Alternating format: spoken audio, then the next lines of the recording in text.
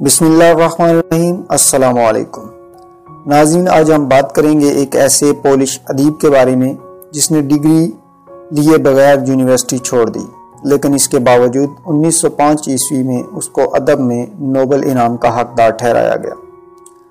آج ہم بات کریں گے پولینڈ کے ادیب ہنریک سینکویکس کے بارے میں۔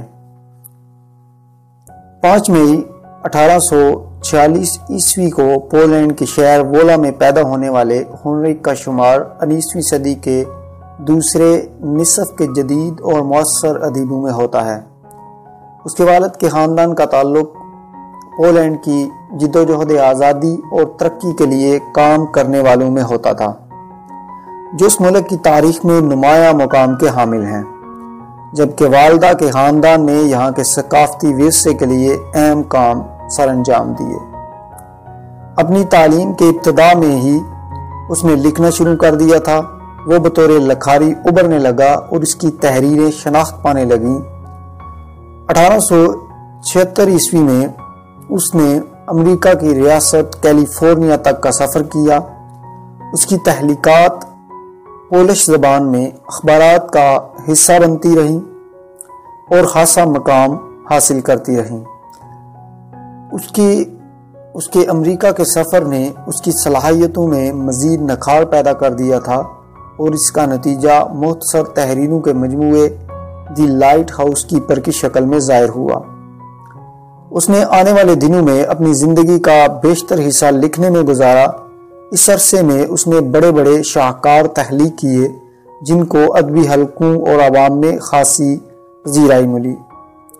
اس کی تحریروں کی مقبولیت کا اندازہ اس بات سے بھی لگایا جا سکتا ہے کہ 1948 عیسوی میں اس کی مکمل تحریریں 60 جلدوں میں شائع ہوئیں۔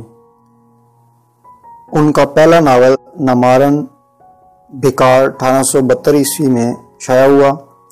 پیرس اور امریکہ سے واپسی کے بعد اس نے متعدد کامیاب مختصر کہانیاں شائع کیں، جن میں جانکو مزیکانت، لانترک، لائٹ ہاؤس کیپر، بارٹیک زوائسکا یعنی بارٹیک فاتحہ وغیرہ شامل ہیں۔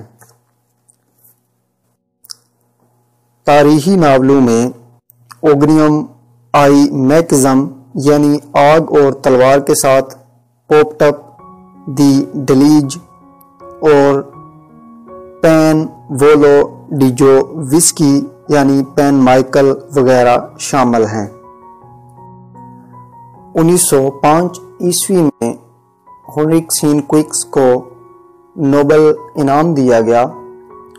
اس کا انتقال 15 نومبر 1916 عیسوی کو سوئٹزرلینڈ میں ہوا۔ ناظرین، آپ کو ہماری ویڈیو کیسی لگی کمنٹ کر کے ضرور بتائیے گا۔ ویڈیو دیکھنے کا شکریہ۔ اللہ حافظ۔